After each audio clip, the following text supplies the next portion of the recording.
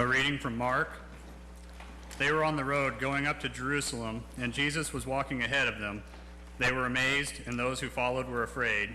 He took the 12 again aside and began to tell them what was to happen to him, saying, "See, we are going up to Jerusalem, and the Son of Man will be handed over to the chief priests and the scribes, and they will condemn him to death. Then they will hand him over to the Gentiles.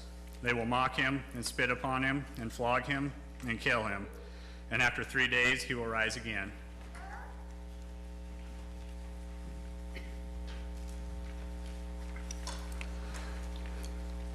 We've all heard the phrase, if you want to make God laugh, just tell him your plans. We've also all likely had moments that may have brought this phrase to mind.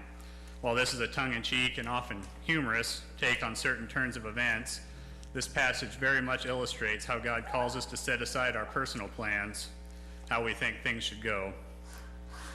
In this reading, we hear Jesus again tell his disciples about the eventual fate in Jerusalem. Even knowing what will happen there, Jesus is steadfast and constantly preparing for and embracing this eventuality. This serves as a constant lesson for the disciples to keep the big picture in mind for the sake of others. Although this scenario was not what the disciples wanted to hear or had planned, Jesus wanted them to understand it was what needed to happen. This lesson still rings true for us today, to be willing to let go of our plans to do what we are called to do. These are the biggest tests we face in life, to see the bigger picture in our lives.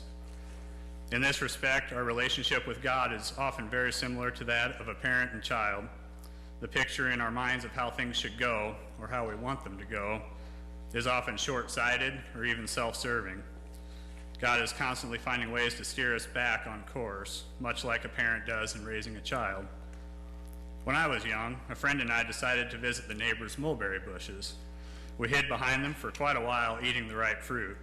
I don't remember exactly what the overall plan was or if we even had one, but you could probably boil it down simply to this. We were going to enjoy a tasty snack and get away with it.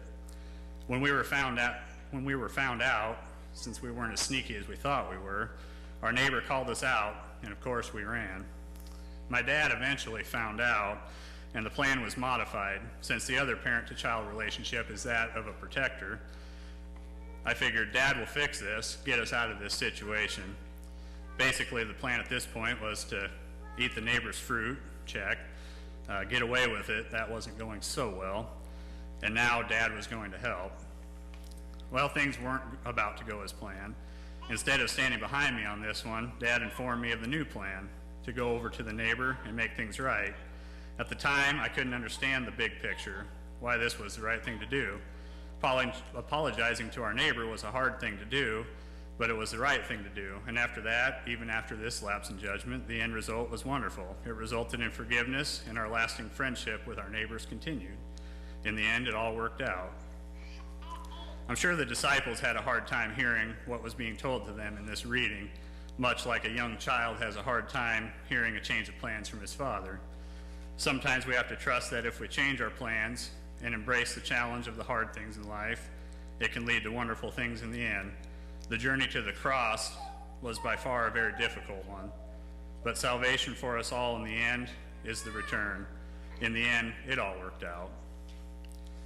Sometimes things just aren't going to go according to plan. It's at these times we need to learn to set aside our plans when necessary to go in the right direction. Never ceases to amaze how we could be loved so much to be worthy such a sacrifice as that of Jesus on the cross, so that we all may live. And again, in the end, it will all work out. The light shines in the darkness.